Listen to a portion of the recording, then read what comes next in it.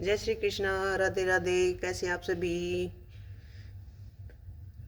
आज फिर मैं और लड्डू आपके लिए एक नई कहानी लेके आए हैं भक्ति और विश्वास की, जो कि एक बूढ़ी औरत की अपने कन्हैया जी पर विश्वास यानी कि अपने भगवान पर विश्वास की है। आइए कथा शुरू करते हैं।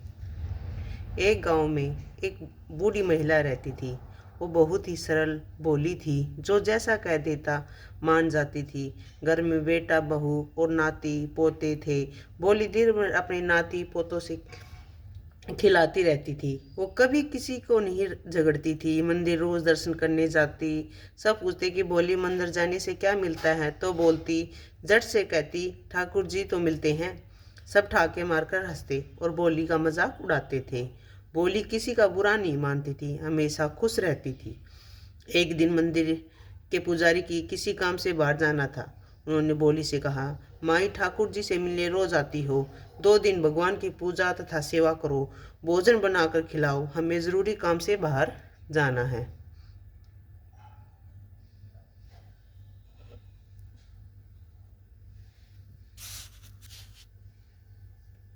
2 दिन मंदिर में रहना अपने ठाकुर जी के साथ। भोली मान गई।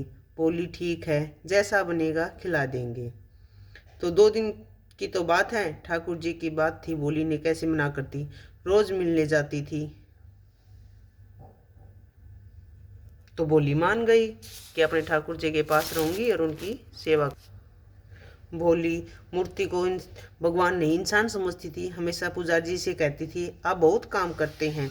भगवान को रोज नहलाना, कपड़े पहनाना और खाना बनाकर खिलाना। भगवान से कह दो कि अपना काम खुद कर ले, दिन भर कैसे सजे बैठे रहते हैं। पुजारी जी जानते थे कि बोली तो बोली है, इसको कैसे समझाया जाए। पुजारी जी हंस कर रह जाते थे। पुजारी जी बोली के मंदिर को जिम्मेवारी सौंप कर चले गए। भोली ने बाल्टी में पानी भरा और बोली, ठाकुर जी जल्दी आओ, अपने काम आप ना लो। ठाकुर जी ने आकर स्नान किया।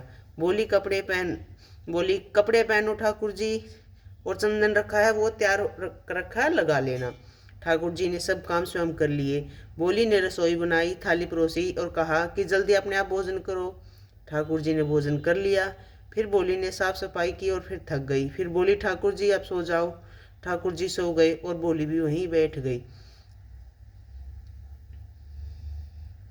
जब ठाकुर जी सो गए तो आराम करने अपने कमरे में चली गई। इसी तरह 2 दिन बीत गए।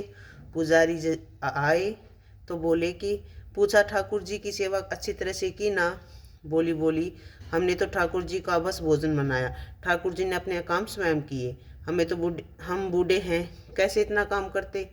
बोली बोली हम बहुत थक गए हैं, अपने घर जा रहे हैं। पुजारी जी बोले कि बोली का बात पर विश्वास नहीं हुआ। वो बोली माई 1 दिन और काम कर दो, फिर चली जाना अपने घर।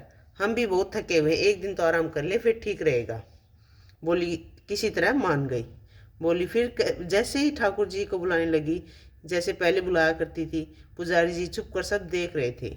ठाकुर जी आए और अपने आप स्नान करने लगे। जैसे पंडित जी ने ठाकुर जी के दर्शन किए, उनकी आंखों से आंसू बहने लगे और भगवान अंतर्ध्यान हो गए।